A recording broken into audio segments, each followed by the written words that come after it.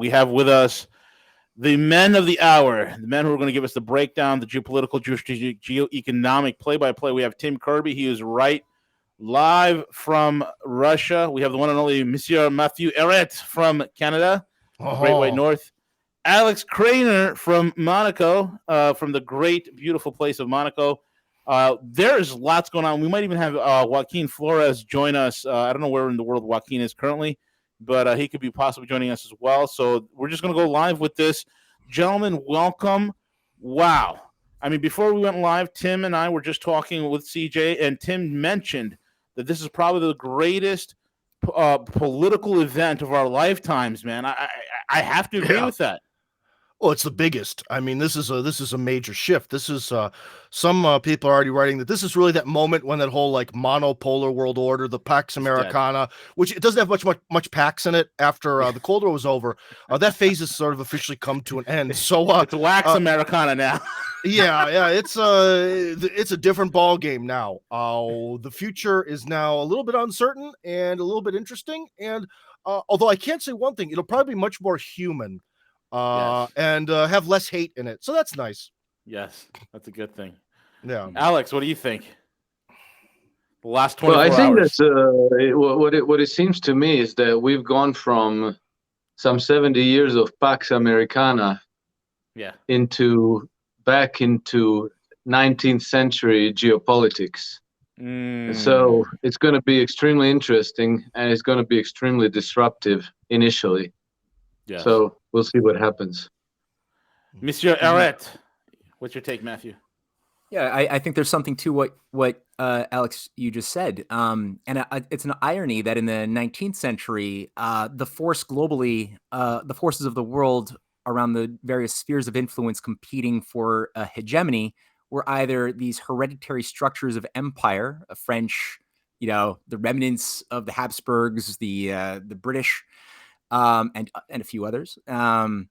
And then you had the Americans at that time representing a very different tradition than the America that we know of today, representing that more multipolar win-win type of orientation that valued long-term thinking, the emission of productive state credit for large-scale projects that benefited human life. And today it's a bit of an irony of history that it is Eurasia, it is Russia, it is China, it is India, it is these other countries representing these ancient civilizational forces who are today representing that win-win orientation, which is very anti-Darwinian, is very much based on an anti-materialist, anti-monetarist way of thinking about our self-interest. Not to say that money doesn't have value, but the idea of self-interest is tied to what are you creating, how are you transforming the system for the better of future generations, which is what we used to have. And today we've lost that sensibility, especially since the death of JFK. And since we really drank this poison Kool-Aid for the past, 60, 70 years of this belief in Anglo-American hegemony and consumerism. So now I think, we're paying the piper. We're coming to the point now where the system has reached beyond the breaking point. Something's got to give, I think, at some point. I don't know how long you could have coexisting on the earth these two opposing worldviews, how to organize society, but the break is now happening. It's underway, and a decision is going to be made in the coming months, maybe years. I don't really know. It's tough to talk about. It's going to get interesting, though, like Tim said. Yeah. And I'd just like to point out that you meant the break between two major sides. I mean, a few smaller countries have already sort of sided with Russia, but China said Ukraine started it. Yeah. So China's already definitely put their chips down, and we know on which side. So the break is happening right now. Huge. India recognized the breakaway provinces. So has Syria. So has Iran. So has any country that matters on this global scale that is coming against this power structure. Oh, Joaquin. No, I don't see Joaquin in here, unless of course there's a. Oh, there he is.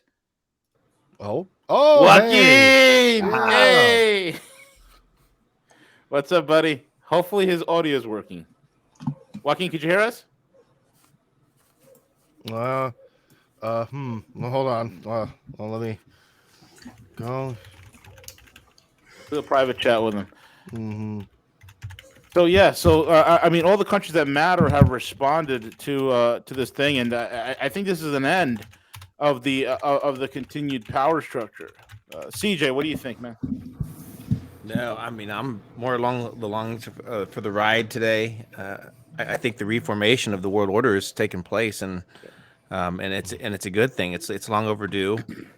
Even dating back to the Middle East, when you looked at all the failed policies there, and now it's come full circle where people are realizing that truly, indeed, the emperor not only has no clothes but has no brain either. Absolutely. Joaquin, can you hear us? Yes, I can. I'm coming in good. Perfect. Joaquin, lots have happened. 24 hours have been absolutely momentous. We are witnessing the Suez moment of the unipolar world as they are basically driven back into the doldrums of obsoleteness and irrelevance. What's your take on this incredible string of events? After Putin met with Macron, and once they sort of pass certain thresholds, certain keywords, security is a big one.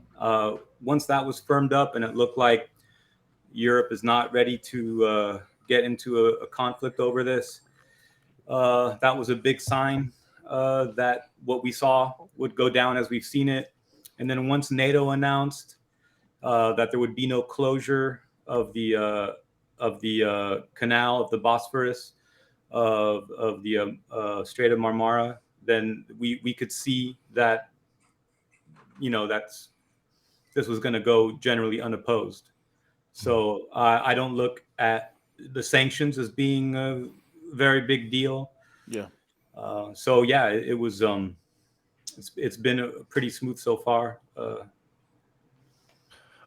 If I may add, one other thing that's very important is that over the last year, I've been sort of monitoring what the West has been saying to the Ukrainians, and there have been big visits to Kiev, especially by Secretary of Defense Lloyd Austin. And he made this very, powerful and passionate speech. The Russians are bad, this, that, and the other. We support our allies, but we're going to support you from far away. We're just going to give you stuff. And Biden sort of reaffirmed that, and over again, to be honest, really, NATO uses some word games to essentially sound impressive and like they're really committed to Ukraine, while not really committing anything than giving them old junk from the military surplus pile. So that's a big point. Number two, probably the most important thing that was of words that were put into the air that may have actually caused Russia to move in was I think it was a week ago, Zelensky said that they really needed to get atomic weapons. That was probably the real deal sealer, where they were just like, okay, no, it's done, it's over, go. So yeah, no, seriously, the tweet's out there. If I can find it. No, I saw it last night. I was up till 3 a.m. watching the developments and watching the Ukrainian air defense missiles and the air defense network go down in about 2 hours and have their entire air force's back broken very quickly. It was incredible to witness. And Zelensky, literally, I agree with you. That's what sealed the deal, saying that we're going to put nuclear weapons in Ukraine. The dumbest possible thing the comedian who plays a president can say. Yeah. And V's correct. For those who might not know, Zelensky was a professional comedian. He was sort of like a Seinfeld type of character in various different movies. So, yeah. And the last role, he was playing the president of Ukraine. Yeah. Well, that's the whole thing. Is really the whole problem with the situation is that of parts of the former Soviet Union, if there's any fake country, it's the Ukraine, because the Ukrainian language is just sort of like a forced bastardization of Russian. This sort of a bizarre fake neo-Nazi regime that just tries to pick on other people that are essentially their ethnic group. It's just everything about this whole situation is ultimately fake. And the Ukrainian army wound up being fake because Russian intelligence revealed recently that the Ukrainians internally did this sort of like survey, an anonymous survey of their soldiers, and 80% of them said they were unwilling to fight. So not surprisingly, when Russia went in through the borders, all the border guards just threw down their guns. Most of the military said, okay.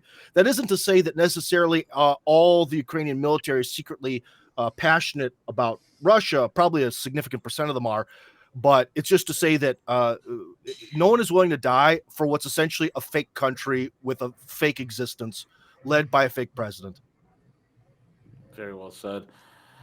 Joaquin, your thoughts? Yeah, I'll bite. My view is that that going back to 2014, that the U.S. had somebody else in mind, even in Poroshenko. I think that Poroshenko was a compromise candidate who agreed from the beginning not to touch Crimea. All his businesses in Russia. He's got Russian chocolates. They're not really sold in Europe because, the EU doesn't allow Poroshenko stuff to circulate too well. But in Russia, they're very popular. So he's got a lot of his money in Russian banks and all his businesses in Russia. He's the chocolate king of Russia, but he's Ukrainian. So you have Russian chocolate, and it's like a lot of things on him. Then you move to the next phase. You have Trump and you have Putin. And then you have the coming in with Zelensky. As a character, he's hilarious. I'm not a fan of his personal biography. Don't get me wrong. I don't like the things that he is forced to say, but I think that the idea was to have a leader of the country who was not an oligarch himself, that would be that didn't have any legitimate basis for his own aspirations for power. Like you look at everyone going, Yanukovych, you go back to, everyone going past was some oligarch or other that had billions and billions and billions of dollars. That's what Ukraine's been led by in this Kuchmaist regime going back to the early 90s, right? And especially so after the Orange Revolution, right? 13 years ago or so. So you have, or more. So you have now, I think that Zelensky was a compromise candidate. I think when he said stupid things like, we want nuclear weapons, I'm almost thinking now, because I like to be honest about what I think, and I don't toe the party line, right? I think that Zelensky did that as part of like the things that he might say to help Russians' aims, because that was part of the justification of moving in. When you talk about the OSCE, talk about Helsinki, talk about security, the status of deteriorating security. So when you say crazy things like we want to join NATO, even though NATO hasn't invited them to join, or when you say crazy things like we want to tear up our agreement to be non-nuclear, even though they don't possess nuclear weapons, that's just crazy stuff that isn't going to materialize in my view, but it provides just the perfect pretext to do these things. So I'm not against Zelensky. I think that he's, just a puppet. But I think when you look at people like Akhmatov and other oligarchs who kind of are behind Zelensky, you can see that these are people that at some point were supporting rebels. Okay, so at some point, some of these oligarchs were supporting rebels in the DPR, and then they got behind Zelensky. So that's just how that's how my fucking brain works. Maybe I'm wrong, but that's how I see the world. Well, no, that's an interesting hypothesis. I hadn't thought about it that way, but it does make a certain amount of sense the way, as I hear you speak, as a plausible hypothesis, because I mean, Zelensky did come in as sort of as a Jewish guy in a Nazi-infested situation, coming in as a non-establishment sort of peace candidate in a sense, and people definitely didn't want. That was the basis upon which his landslide victory occurred, was that he was not going to be this antagonistic warmonger. We've seen the loss of power of a lot of the higher level Nazi officials like Andrei Parubi, who would become the head speaker. He was a really important character who co-founded what became Svoboda, and was a big integrator of the Azovs into the defense forces as this weird quasi thing. So, the fact that Zelensky came in on that basis and has been put in a very difficult position between forces that have wanted to continue to utilize Ukraine as a tool to instigate a confrontation with Russia, and it's full of all sorts of a lot of people who really don't like Jews and are more than willing to eliminate him if he gets a little bit too out of control. It's possible that he might have done something that might have actually intentionally provoked a response that might have been a positive scenario coming out of what we've seen now in the past 48 hours or 24 hours. So it's interesting. Well, there's also the sort of theory that perhaps when Washington released its answer to Russians' demands in secret, that perhaps what we're seeing right now might be a lot of political theater. Because remember, the twerps at CNN, when they drew up all those fancy maps of what a Russian invasion of the Ukraine would look like, they were essentially what's good drawings of what's happening now. So if some 23-year-old bachelor degree hipsters living in wherever, New York, could figure it out, then essentially The entire U.S. military staff should have been able to see this coming. All the steps are very predictable, yet really nothing is done. And again, the punishments are all going to be very abstract. It's sanctions. It's, well, we want to launch a hacker attack. Apparently the Kremlin website was down for 10 minutes. That's a major victory. You see what I mean? So there could be, to an extent, that maybe what we're seeing here was actually sort of signed off on. Oh, yeah. Perhaps. Definitely. Alex, what's your take?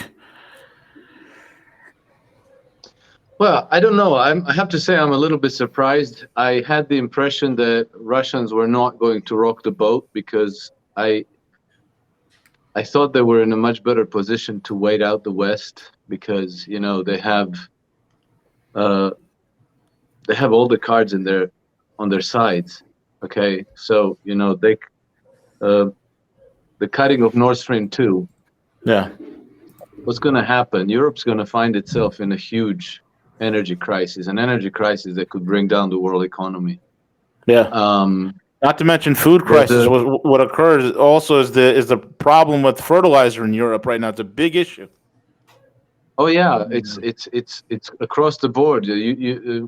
Russia is now world's #1 exporter of wheat. It's not just oil and gas. Right. Europe, the situation with natural gas is so dramatic that we might end up going into the next winter with no storage at all. And God only knows what that's going to do to the price of natural gas and of oil. The short-sightedness of Western policymakers is just breathtaking because they're punishing Russia with sanctions, but these sanctions are going to boomerang 100 times over to the West because Russia is now #1 oil exporter to the United States.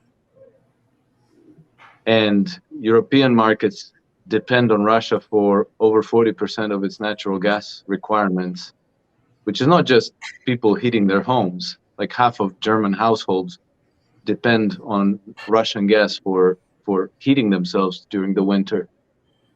It's also the industry. Like a few months ago, the last zinc refiner in France shut down because the price of natural gas was too high, and that was back in December. It's only getting worse. And so you're exploding the prices of Russian exports as a punishment to Russia. So the whole thing is absolutely surreal. Another reason why I thought the Russians were going to wait out the West is because the West is on the verge of collapse. The United States has 133% debt to GDP. Britain is over 100%. Italy is over 100%, 150. Canada, Japan. Russia is at 18%. They can play this game for another 10, 15 years. Yep. They can, what are the sanctions going to do? They're going to cut off advanced chips. So what? They're going to buy it from smugglers. It's been done before. Well, they're going to buy it from China. I mean, toothless. Yeah, guys. Sorry, I said they're going to buy it from China. China's already closing in on 4 and 3 nanometer chips already. For example, but I mean, like toothless sanctions that not even in the long term, already in the medium term, actually put Russia in a much, much stronger position. Yep. So it's like the West is going for the broke, but with a busted flash. So flush.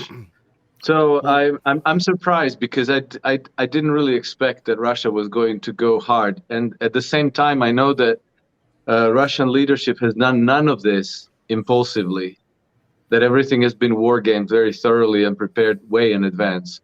So if they went ahead with this, then their cost-benefit calculus must have suggested that this is clearly the better way to go. Bingo. So, I didn't predict this right. So now I'm a little bit, what's really going to happen now? Yeah. I would, if I may. Go ahead, Joaquin. I would suggest. So I think Alex's logic is spot on, and I was exactly in the same position, and I was very surprised at what we saw in the last 24 hours, and I came to very similar conclusions and it's made me actually sort of remember that we are in the middle of the Great Reset. It made me remember that we are in the middle of this collapse, and so maybe this is what the logic bears out, that of course these decisions are never made impulsively, and I think then that this means that the past 8 years that Russia has been waiting this out, and that maybe this is the point that they see the NATO alliance at its weakest, and this is the point that they see, whatever the parabola, the zenith, whatever, that is where that this is the moment. Mm-hmm. Yeah, very possible. Well, one thing I'd like to mention, I've sort of talked to some of you guys about this before, but I'll be real quick, is about the issue with Russia's resources. Now, one of the big things about expanding into the south and east of Ukraine is that on this planet we live on, there's only 3 places that can feed the entire world. That's the Midwest, where I'm from. Go Browns. You can see it, go Browns, Midwest power. Then there's the fields of Argentina, and there's essentially the Ukraine and some of the south of Russia. And since the end of the Cold War, really 5/6 of these 3 locations, because half of it remained in Russia, were really under the control of the United States. And it made essentially food could be used as a weapon against certain countries, especially those like China and India, which have some problems. In fact, one of the major exports of Russia to China is oil, cooking oil, because they don't have enough. All right. So this is a major change in the fact that now there's really no way that the West, the global hegemon, could use starvation as a weapon, because the Russians will be able to utilize all this new territory to produce an insane amount of food, enough food to serve all of humanity, if need be. Well, not only that, but Argentina has been getting uppity as well against the empire. Because I don't know if you noticed, but as this whole mess started to whip up just before the Olympics in Beijing, the Argentinian president went to visit Putin, and then from Moscow he flew to Beijing, where he visited with Xi Jinping, and they had very friendly meetings. And one of the developments that came on the back of his meeting in China was that the Chinese officially reaffirmed their support for Argentina's claim over the Falkland Islands. So this is another blow that's going to come from out of left field in the near future to the British, that they might have to fight for the Falkland Islands again, except this time around, I think that the Argentinians are going to be better prepared. So that big, giant breadbasket is no longer as susceptible to being subservient to the empire anymore. So that's going to be very interesting. But I wanted to get back to the point that Joaquin made moments ago. He raised the issue of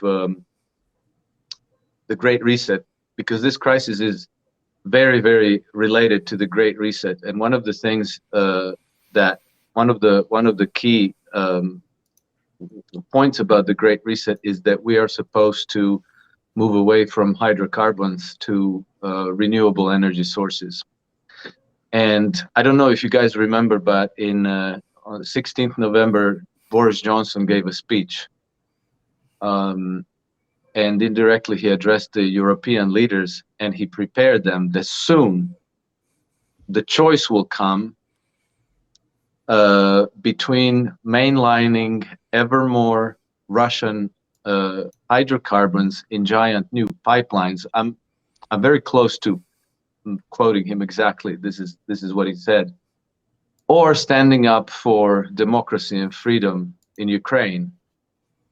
And there we are. Now this choice has been made. Nord Stream 2 has been put on ice. And just today, the same Boris Johnson gave a short speech regarding the events in Ukraine.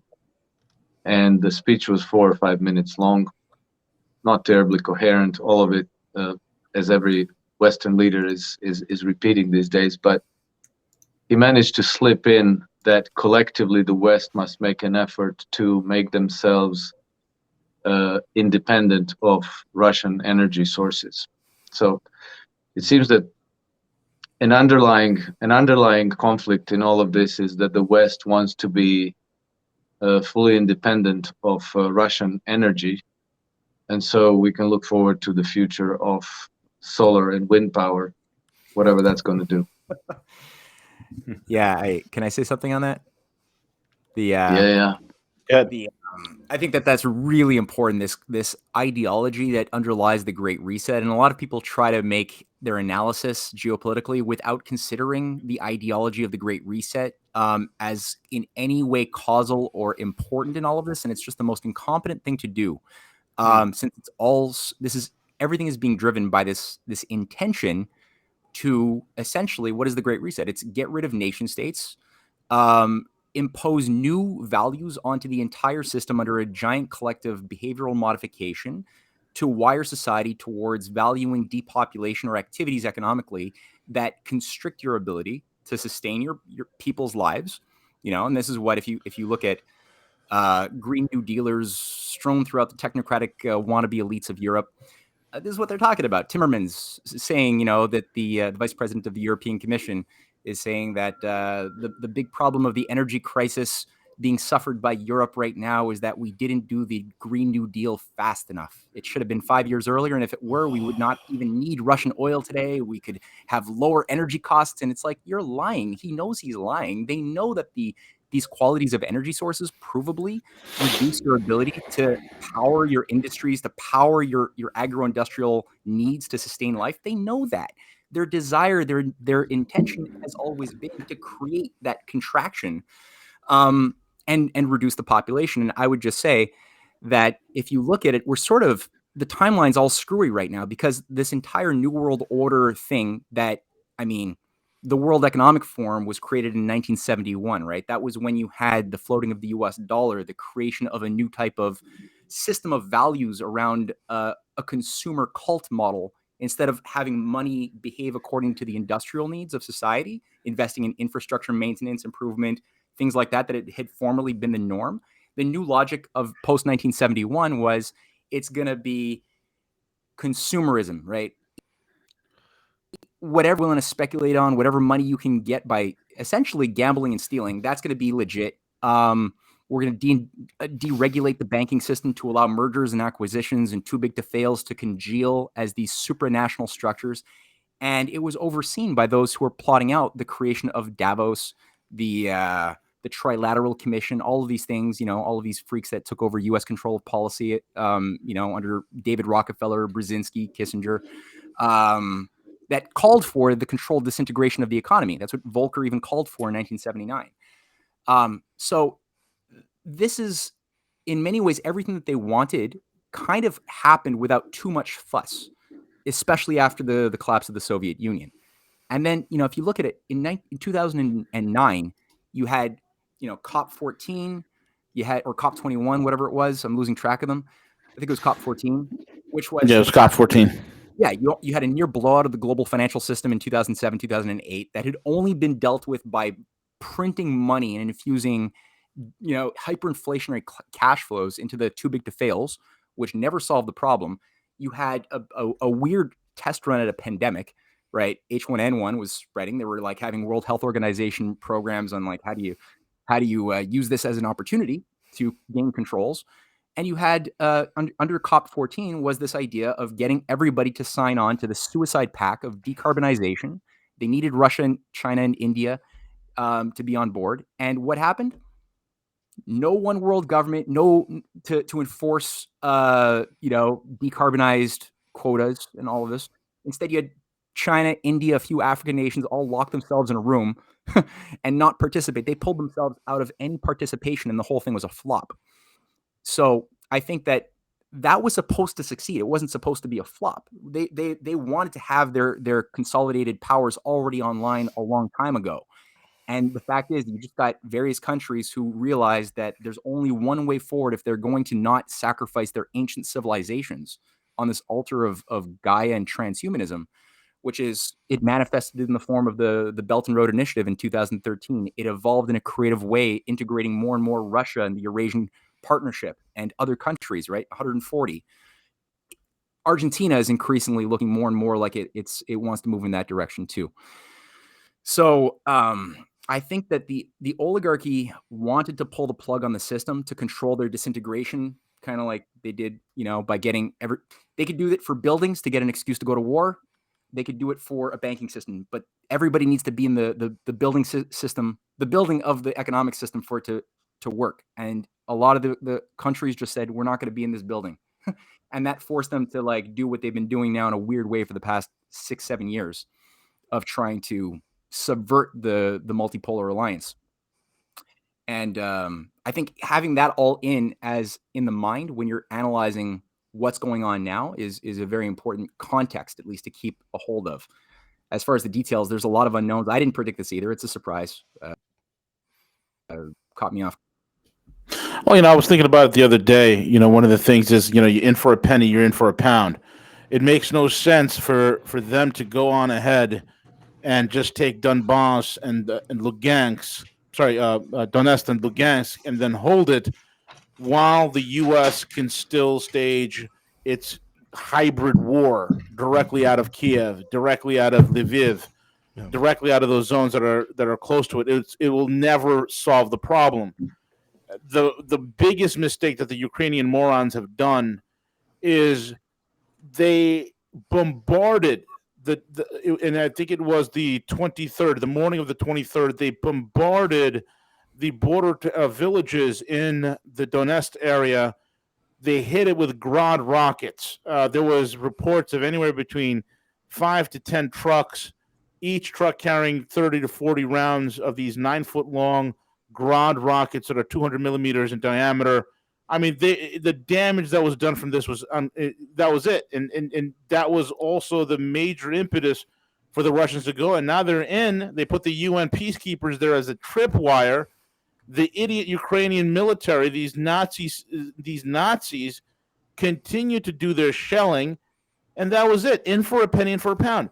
They have to break the neck of the leadership, the Nazi regime that is in charge in Ukraine. We all know the Nazis control the military, the financial powers control, the oligarchs control the financial power, and the U.S. provides the logistics and the arms.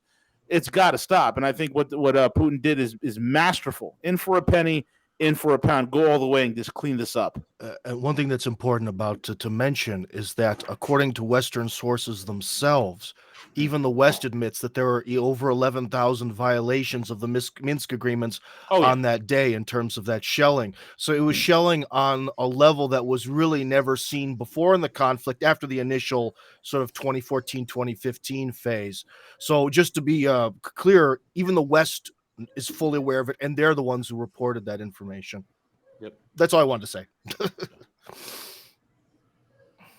If I may, the issues with the Minsk Agreement were transparent from the start. You could see if you read the language of the Minsk Agreement, you can see that it calls for a recognition of a degree of autonomy of Donetsk and Lugansk,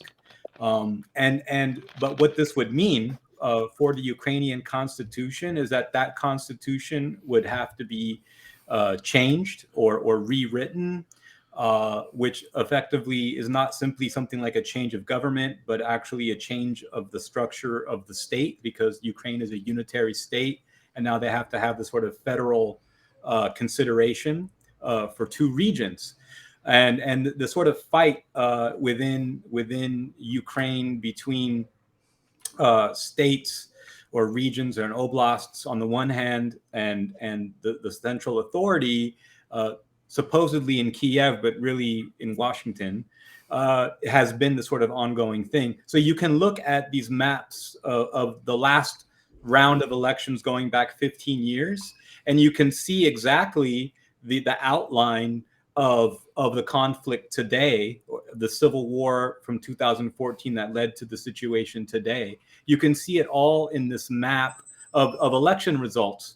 They're very, very stark. You can see exactly one candidate, and the people who voted 80-90% for that one candidate that was very pro-NATO was the highest election support in the Galician areas in the east where the Nazis come from.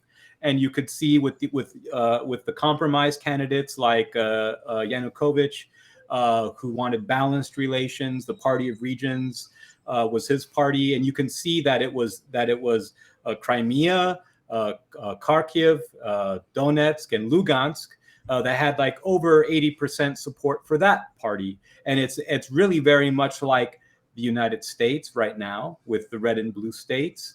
It's really very interesting how Noland, Obama thought that they could pull a hat trick out of this. It's sort of unclear, although I think my colleagues have given very good ideas about why we are seeing this.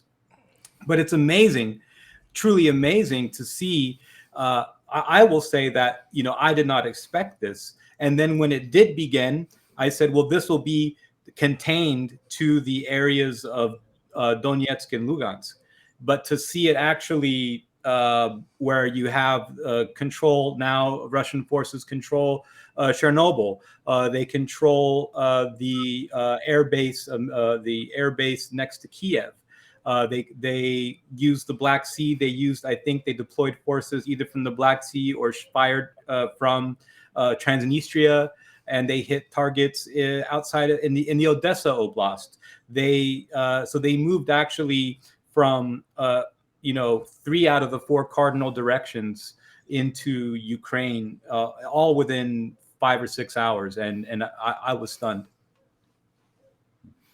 I'd have to add that I was actually surprised too. I thought, in the usual sort of Putin logic of the way the world works, everything is very much about agreements, and it's about deals, and especially they essentially declared that the independence of the 2 Donbass republics would be based on their original constitutional borders. So I thought that that's where that would end. So I myself am also a little bit surprised. But what they're doing is probably the most logical step, and it's probably the best for peace, because if they did just sort of go in and take the 2 republics, eventually there'd be some sort of counterstrike. There'd be the ability for Washington to give Kiev some kind of goodies to do something. Now, essentially, as Putin himself joked, you want a decommunization, you're going to get it. Essentially, their country's really been sort of shattered. Well, fake country is now going to be really shattered. And it's also important to note that places like, especially Odessa, would experience horrible crackdowns.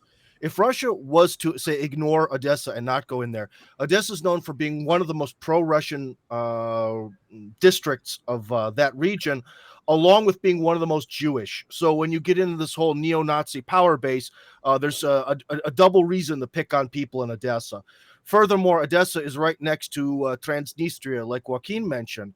And Transnistria could also be the next sort of location to commit anti-Russian genocide, especially if the Russians didn't make their way over there, because they've been sort of stuck between a rock and a hard place, being on the very eastern edge of Moldova. If you look at the map, there's I believe it's Chisinau in English, but it's Kishinev in Russian, so forgive me if I say that wrong, but Chisinau, Kishinev, to the east of that, there's that strip along the eastern border, and that has been sort of a breakaway republic ever since the early 90s. That's still technically, interestingly enough, I don't know how they're going to do this in modern Russia, but they still consider themselves to be the legacy of the Soviet Union, so that's kind of interesting. So Soviet Union's still around technically. But anyways, if they didn't take a Soviet republic.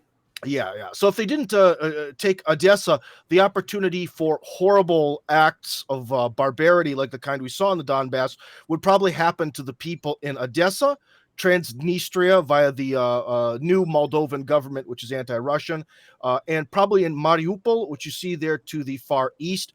Mariupol has always been on sort of the border of the conflict, and it's going to be a troublesome area because it's become one of the most landmined places in the world. It's also one of the places where you get the most reports of torture. So I think Mariupol is going to become a story of nightmares once the real information is made public of what was going on there. Yeah, I think the thing on a more, I guess, conceptual level, since you guys are much more privy to the ins and outs of the geopolitical tactics and dynamics on the ground, I was just thinking about the value of this sort of thing has some parallels to what has happened here in Canada, where you're dealing with shadow creatures, right? You're dealing with creatures who control by wielding the domain of lies and perception, but not reality. they kind of despise reality, and they want you to live in their virtual world of make-believe.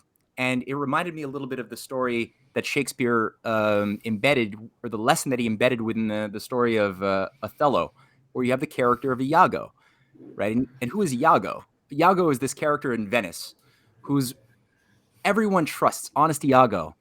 And you have this very, very high potential leader, this Moor who has won major battles for Venice, former slave, and he has a greatness within him, but he's also got a lot of weaknesses. And Iago has profiled this guy and sees exactly where his weaknesses are, and is able to then just orchestrate gossip, slander, innuendo to the point that he could get good people to self-destruct, where Othello ends up killing his beloved wife publicly, and he undermines his best friend, who goes and like kills somebody else and then self-destructs.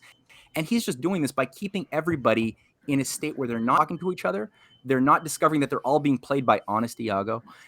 And Iago is just pure evil. He is representative of the Venetian oligarchical technique of empire, of how do you get good people to fall into divide and conquer tactics.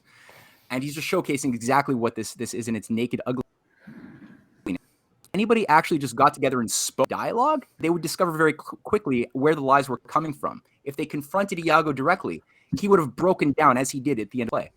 But nobody does. Nobody talks to each other. Nobody confronts Iago. Even people who suspect it, they don't do it. And he gets away with it. But, when you're dealing with shadow creatures, if you put the light on them, they all of a sudden freak out, right? And up until now, Putin has been sort of playing this game of the Byzantine game that he's been very good at. But at a certain point, the intention to destroy Russia, destroy the people of Canada, even that intention is nonstop. It's a religious-like intention to reduce the world population, get rid of nation states, and Putin knows this. The intelligentsia of Eurasia knows this, and at a certain point, you have to push back. You have to call out the evil thing for what it is, and now force it into the surface where it has to then react, right? And it doesn't know how to do that because it thrives on mediocrity. The entire system of the empire makes itself dumber and worse year and year and year and year and year in, to the point that you just look at Boris Johnson and their other, Biden and their other, managers that they've put into positions of power to navigate this ship of fools. And you compare that to the quality of managers that they had, a few decades back. It's totally lower quality on every level. So they're just forcing that pus to the surface. And now, I think the oligarchy is uncomfortable. They were uncomfortable when the population of Canada organized and said, no, we are not going to just take this and go into the slaughterhouse. We're going to, you had this push for basic rights of freedom, and the government just couldn't maintain the veneer of a liberal democracy anymore. And you could just see very clearly this came through. It was uncomfortable. It was not a sign of weakness. And it was not a sign of strength. So I see a lot of parallels to what is being forced as a pus to the surface now, which is interesting. And on behalf of all Russian citizens, I'd like to thank everyone in Canada for allowing this sort of high level of, I don't know what to call it, legitimate distraction from what's happening in Ukraine, because, the media is trying to get the West pumped up for some kind of aggression towards Russia. But what's happening in Canada with the trucker convoy, it's so relevant. It's so important. It's something that really has touched the hearts of everyone in America and Canada. The whole, I don't know. Thank you guys for doing that. I think it came at just the right time. And I think to an extent, the trucker convoy may actually have had an influence on this decision. I'm serious. Maybe. Yeah, I think a lot of Westerners are starting to wake up to the fact that this whole entire concept of democracy is nothing but a euphemism, has no value. People see the tyranny and the gross overreach of power behind it. Oh yeah, absolutely. And like Matt was just saying, I mean, with the events of COVID have really revealed something that seemed pretty obvious to me, even as a teenager in the '90s, about the nature of power and things, and the complete disrespect for things like the Bill of Rights and the Constitution, and so on. Of course, in Canada, you guys have a slightly different system there, but that system is supposed to be generally in line with the concept of the Bill of Rights and all that. But yeah, that's all been trampled on, and these leaders don't care, especially Trudeau. And also, one thing I'm very happy about is it would seem that generally everyone has finally had enough of certain talking points.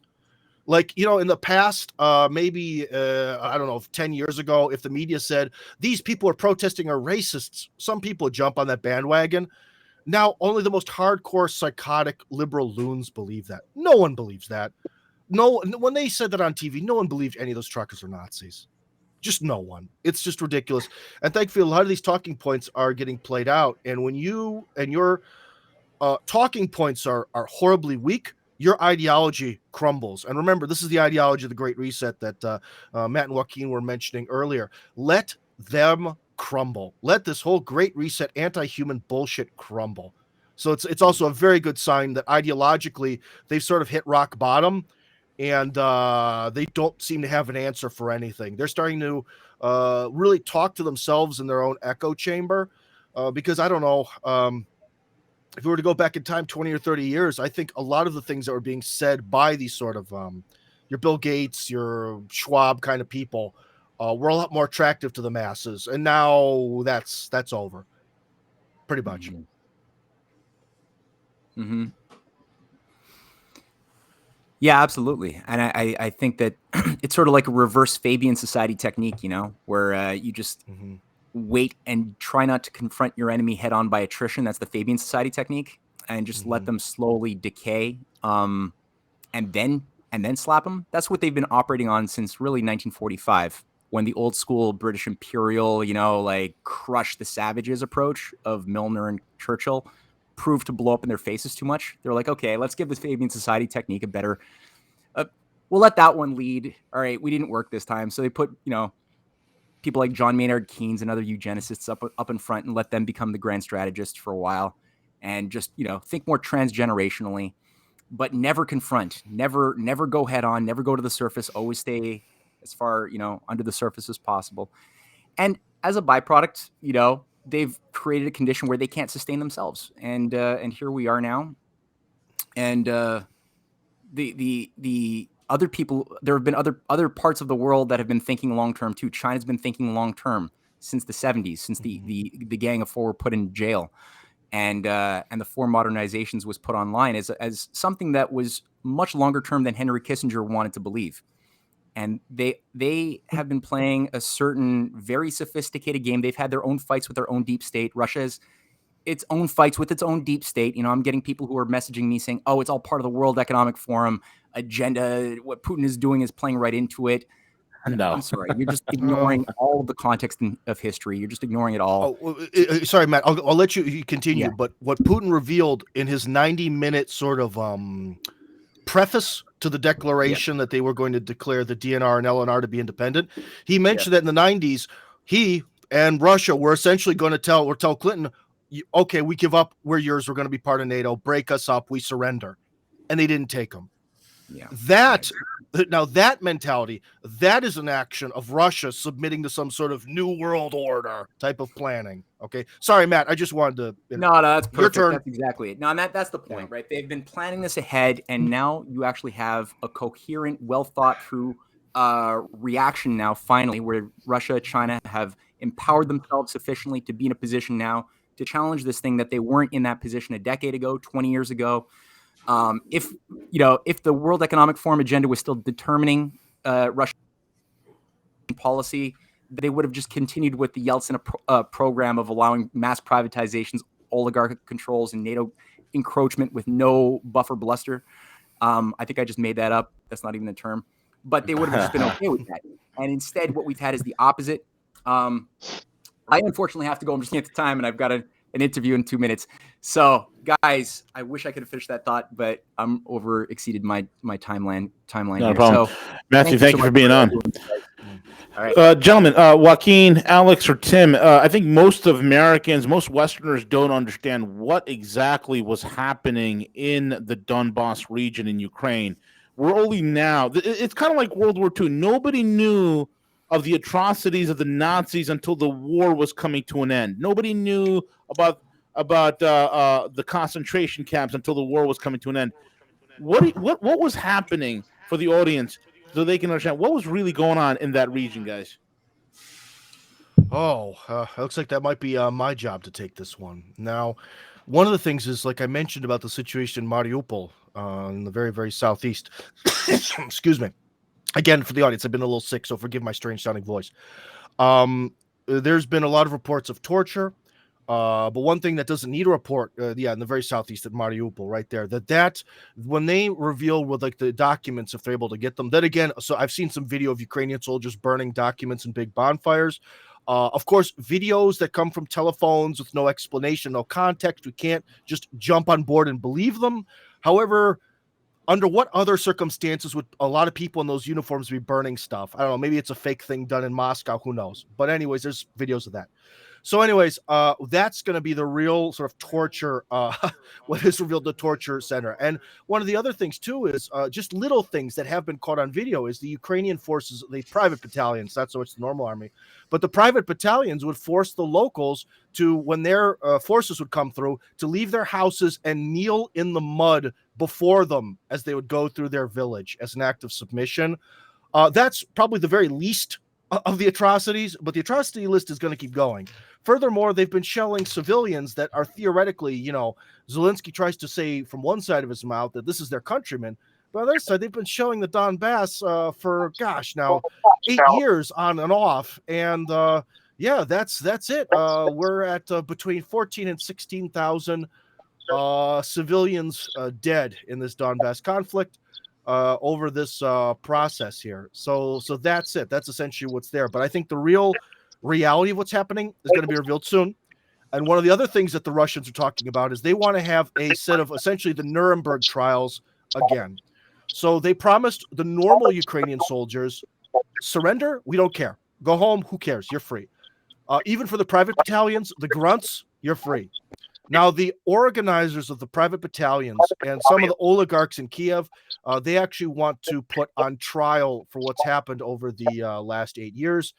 And we'll see how that goes or what it'll look like. But essentially, the standards set down by Nuremberg that idiots at the bottom are not to be punished for their actions during war. That policy from World War II is going to go through into the future. Right. I got, if I may.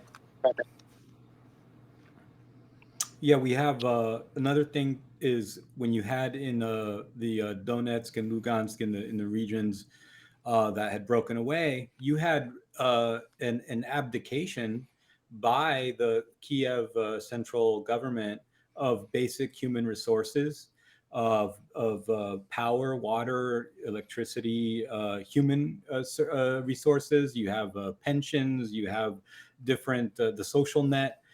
These things have been effectively financed by the Russian Federation for the past 6, 7, 8 years. And this is, a parallel sort of in the ethics, at least, of it all would be, let's say you own something, but you've abandoned it. And now you have squatters there for almost a decade, and they've been paying the taxes on it, and they've been doing the upkeep, and they've actually improved the property, and then they have a claim to that, right? It's like usufructus and so forth, squatters' rights. And what has happened is that almost foolishly and arrogantly is the Ukrainian Kievan government, for whatever reason, this junta decided to basically let it go. And so you can't have people without this basic access to humanitarian or human services and basic utilities.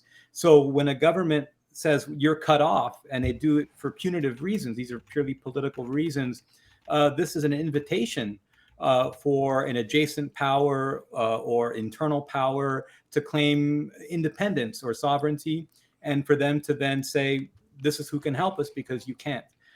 So in that whole process, what you find when you look deeply at the conversations that people like Lavrov or Putin have had with their colleagues, their peers, their equivalents in Germany or in France, etc., is you don't find arguments.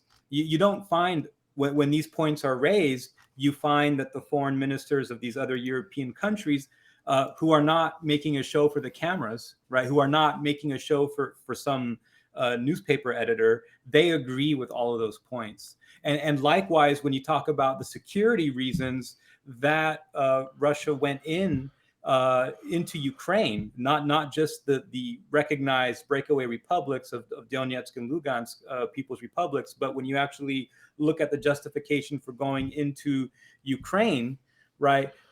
This was identical to what we saw in the conflict in Georgia, where at the time the U.S. ambassador was questioning Putin at the Valdai discussion club. Why in Georgia did they not just fight in the areas of conflict, but why did they go deeper into Georgia? And that's because the attacks and the infrastructure was coming from deeper into Georgia. And he explained this is basic military security strategy. And the OSCE, which is a sort of umbrella security organization towards peace, nice in theory, coming out of the 1975 Helsinki Final Act, many thought that this would replace NATO after the end of the USSR. And in fact, that promise was put out to people like Gorbachev and then Yeltsin, that the OSCE could be shifted to replace something like NATO, so that you have everyone cooperating in a general security apparatus. But that didn't happen.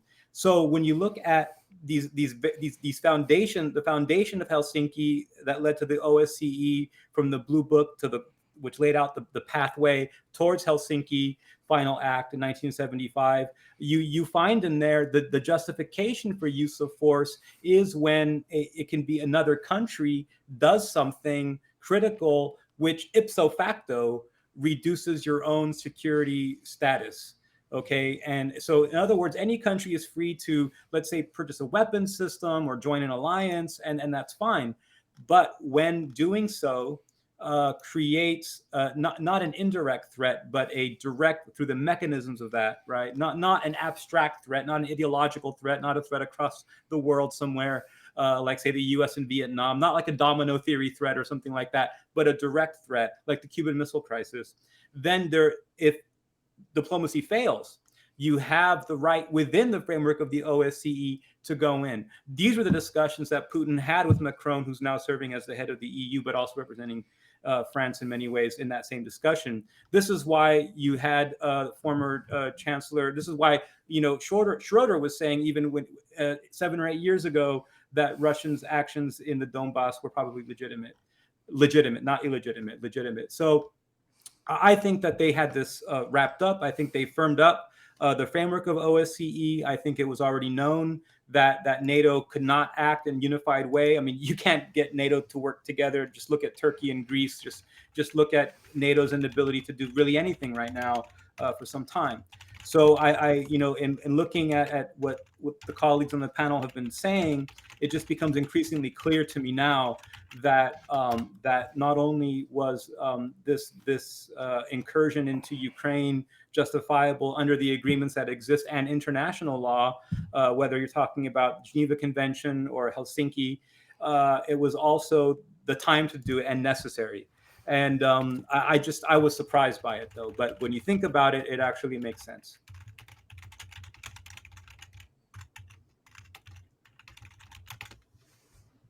Very well, Alex. Would you like to add anything to that? I think that the whole thing got cooked up prior to 2014 because the West put the Ukraine in front of an exclusive choice of accession with the European Union and exclusive of its relationship with Russia. So Russia was saying, okay, you can go ahead and sign these cooperation deals with Russia and with Europe and the West, but not also keep the relationship between Russia and Ukraine. And that the West introduced the rigid choice, either you're with us or you're with them. And from there came, and I was just hoping because my recollection of that whole mess is a little bit foggy by now, but that's where Ukraine was put to a fork in the road, and this is where the Maidan revolution was emerged from, and the deposition of Yanukovych and the new government that was put in. So it was entirely the West's doing. 100%. Tim, Yes. where do you think things are going to go from here? And then I'll ask the same question to all three of you guys for your synopsis. Okay. Well, there's always the chance that America might change its mind and send its forces in. There's a small percentage chance of that. But as we just saw from that tweet from Zero Hedge, by the way, thanks guys at Zero Hedge. You've shared a lot of my articles and made my life better. That's not going to happen. I think it's very unlikely at this point. What I think is going to happen is Russia is going to take everything to the east of the Dnieper River and essentially along the Black Sea border up to Transnistria. Transnistria is probably going to go over. And what we're going to get is we're probably going to get something that looks like the Cold War, where we're going to set up probably some sort of iron border. And that iron border is going to be more than just a physical border between the rest of Ukraine and the West. It's going to be something of an intellectual nature. There's already been threats to completely shut down RT and various other information sources from Russia. So I think we're also going to get into an informational Iron Curtain, not just a physical one. It's going to become very difficult for people to travel between the East and the West. Not impossible, probably very difficult. And I think we're going to go back to that sort of weird model, but that's definitely better than the path to a one world, new world order that Matt was describing so eloquently earlier in this program.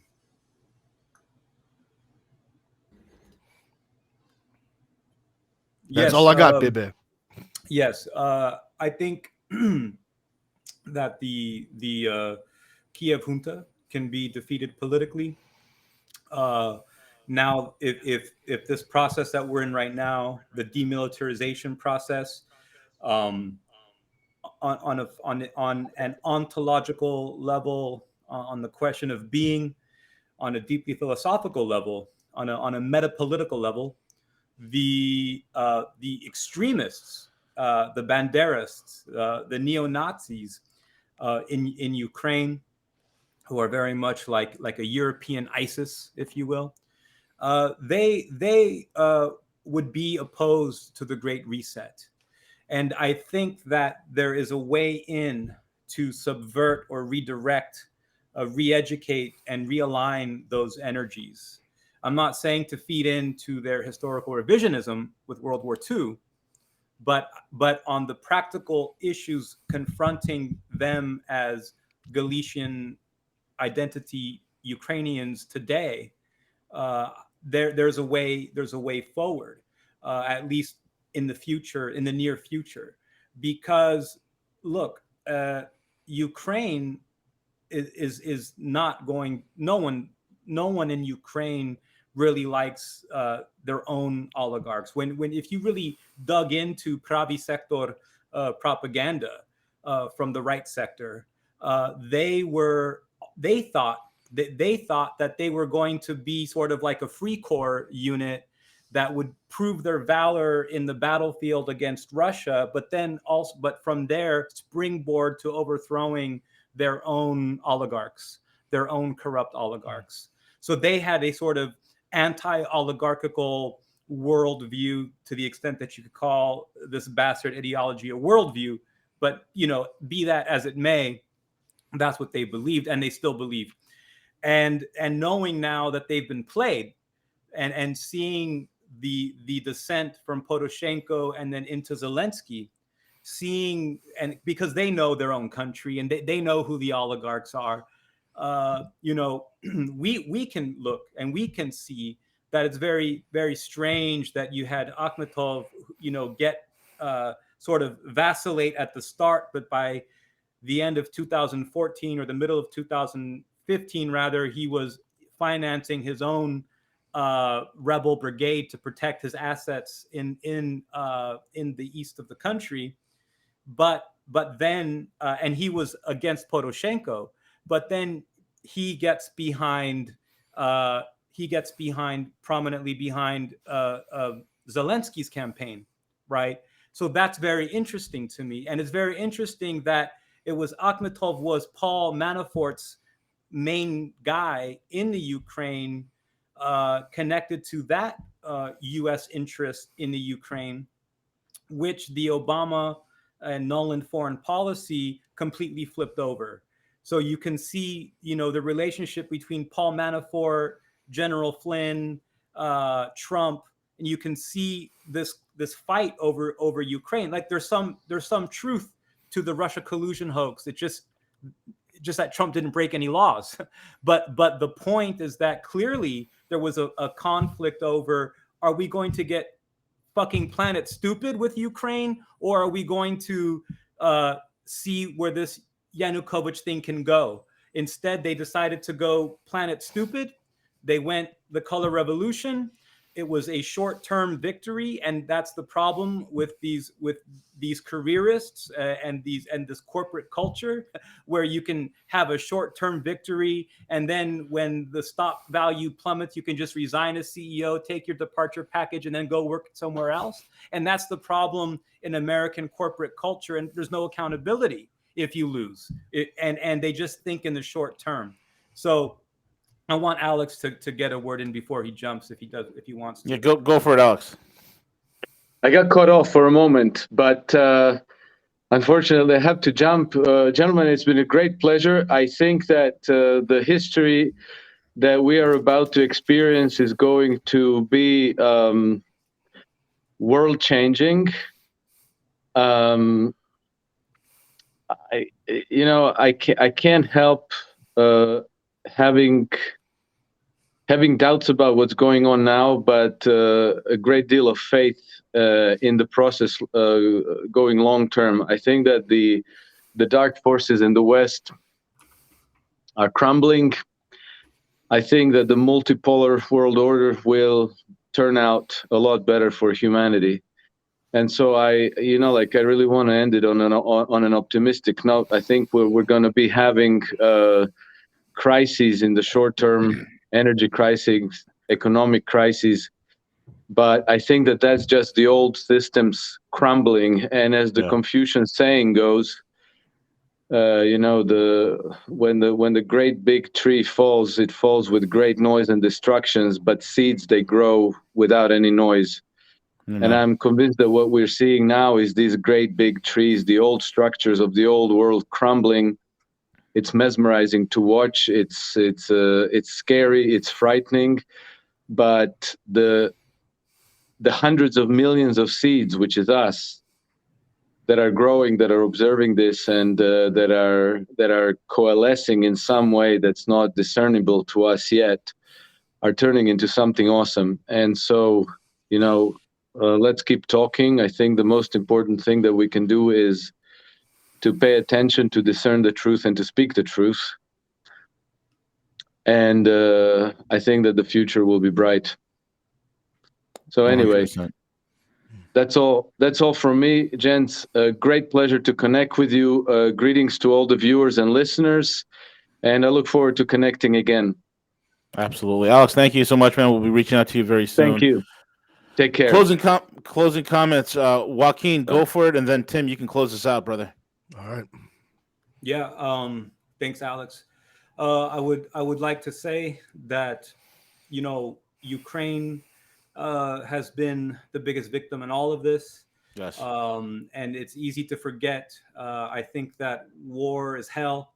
War is a racket, and Ukrainians have been played. There's been economic games and psychological operations played on them, and even in their own, distorted way, especially in the west of the country, the way that they have tried to resist this has also been planned through Operation Gladio B, through these USAID structures to create banderism as a solution, as an alternative to the decadence of modernity and the liberal order. So I can see how that appealed to them, and I think that when Ukrainians in general, everyday people who have to work for a living and they have to pay energy bills, and next winter will be very cold, and when they see that Europe has joined this bizarre cult of carbon zero emissions, and this bizarre cult of Greta Thunberg, and no one can get on an airplane except for us, and nobody can have nice things except for us, and everybody has to live in a 15 square meter apartment except for us. I think when Ukrainians see that the future that the IMF has in mind for all of Europe is identical to the hell that Ukrainians have been living in for the past 10 years, I think that they will see that having 10 cents or 15 cents a liter gasoline and having relatively cheap home heating and jobs is a much better alternative to the science fiction dystopic horror show of the World Economic Forum and the IMF. Very well said. Tim, go ahead, brother. Well, I guess then to maybe add one last thing to what Joaquin said about the whole Great Reset situation is that as we enter a multipolar world, one of the best things about it is that there will never be one way of doing things. There's always going to be a few different options about how to do things. And you can never create this horrific global nightmare world that Joaquin does a much better job of describing than I do. When people who are exposed to modern information could see that on the other side of the line, things are much different. And that's going to be the great guarantor. I always say that word very strangely. The thing that does the guaranteeing, guarantor of a future that is human and not monstrous. Absolutely, very well said. You know, I'm looking at this whole entire thing. This is the Suez moment for the unipolar world. This is the end. This is where their world sees that they are powerless. They can do nothing but barely even pick on third world countries, and even try to hold that together is feeble.